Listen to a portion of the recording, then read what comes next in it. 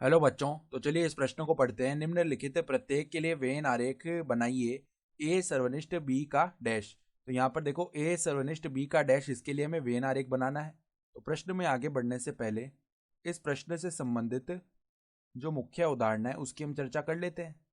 तो देखो, मुख्य उदाहरण क्या हो जाएगी। अगर हम पी डैश लिख रहे हैं तो इसका अर्थ क्या होता है, यू माइनस पी। अर्थात यू यानी कि सार्वत्रिक समुच्चय के उन अवयवों से बना समुच्चय जो कि पी में उपस्थित ना हो। ठीक है, तो देखो, सार्वत्रिक समुच्चय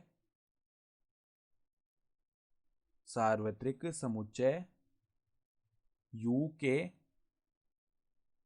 उन अवयवों से बना समुच्चय, उन अवयवों से बना समुच्चय जो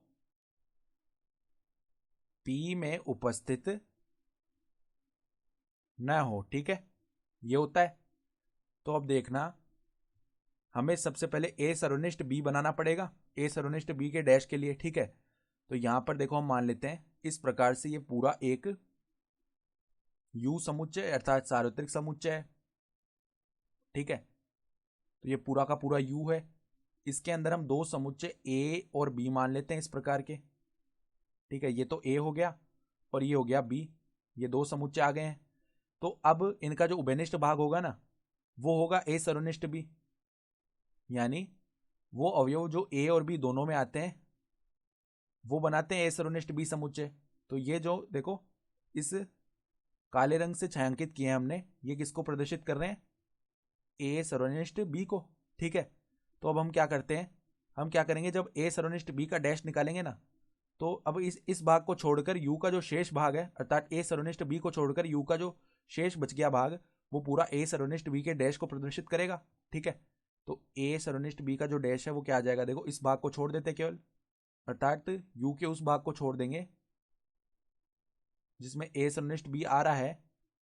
यही तो देखो मतलब हुआ, सार्वत्रिक समुच्चय यू के उन अवयवों से बना समुच्चय जो पी में उपस्थित ना हो। तो यहाँ पर ए सर्वनिष्ठ बी वाले अवयव हमें नहीं लेने हैं, तो इस भाग को हमने छोड़ दिया। और शेष जो संपूर्ण भाग है वो हमारा क्या आ जाएगा, ए सर्वनिष्ठ बी का डैश आ जाएगा। ठीक है, तो देखो, शेष संपूर्ण भाग को हम कर लेते हैं छायांकित। तो ये भाग भी देखो आ जाएगा इसके अंदर। यहां पर देखो, पूरा का पूरा भाग आएगा, यहां से भी छायांकित होगा पूरा। ये बी भी देखो आएगा इसमें, केवल ए सर्वनिष्ठ बी को हमें छोड़ना है। बाकी जो शेष यू बच गया है वो को पूरा का पूरा इसके अंदर आ जाएगा। इसी प्रकार देखो, ए में भी वही भाग छोड़ना है जो केवल ए सर्वनिष्ठ बी में आ रहा है, बाकी ए भी पूरा इसमें आएगा ही। ठीक है, तो ये जो भाग है ये देखो हो चुका है छायांकित, इस प्रकार का भाग। ये हमारा किसको प्रदर्शित करेगा, ए सर्वनिष्ठ बी के डैश को प्रदर्शित करेगा। तो हम लिख सकते हैं, देखो यहां पर पीले रंग से छायांकित जो भाग है, यहां पर पीले रंग से छायांकित भाग, छायांकित भाग ए सर्वनिष्ठ बी के डैश को प्रदर्शित करता है। ठीक है, तो हमें वेन आरेख बनाना था, इस प्रकार हमने बना दिया। ठीक है, तो आशा करता हूं कि आपको यह प्रश्न समझ में आया होगा। धन्यवाद।